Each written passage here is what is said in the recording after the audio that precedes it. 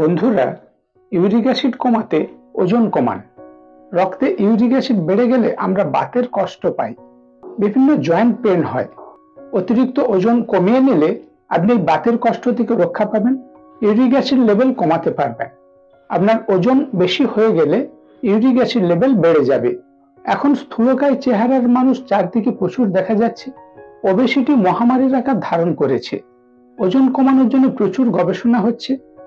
বর্তমান এক গবেষণাতে বেরিয়েছে, আপনার যদি স্বাভাবিকের থেকে বেশি ওজন হয়ে যায়, আপনার কিডনি ঠিকমতো কাজ করবে না। কিডনি যে রক্তকে ফিল্টার করত সেটা হ্যাম্পার হবে, যার ফলে ইউরিক অ্যাসিড লেভেল বেড়ে যাবে। ওয়েস্ট প্রোডাক্ট ইউরিক অ্যাসিড, যেটা কিডনি ফিল্টার করে ইউরিনের মাধ্যমে বের করে দিত, সেটা হবে না। ইউরিক অ্যাসিড লেভেল বেড়ে যাচ্ছে কেন? কিডনি ঠিকমতো ফাংশন করছে না। আবার অতিরিক্ত ওজনের কারণে কিডনি ফাংশন না করার কারণে ইউরিক অ্যাসিড যে পিচ্ছাপের মাধ্যমে বেরিয়ে যেত সেটা হচ্ছে না। তাই রক্তে ইউরিক অ্যাসিড বেড়ে গিয়ে আপনার বাতের কষ্ট, জয়েন্ট পেন, হাঁটুর যন্ত্রণা বাড়িয়ে দেবে। আর একটি কারণে ওজন কমাতে হবে।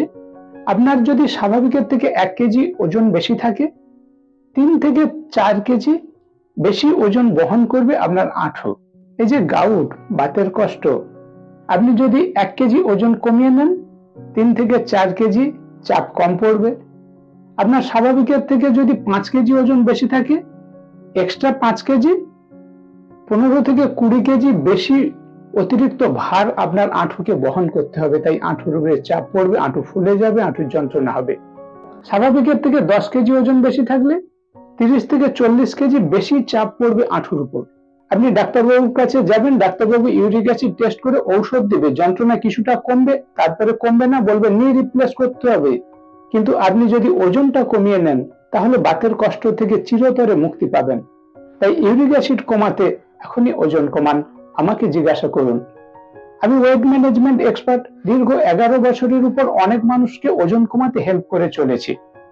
আপনি চাইলে আমার গাইডে ওজন কমিয়ে সুস্থ থাকতে পারবেন।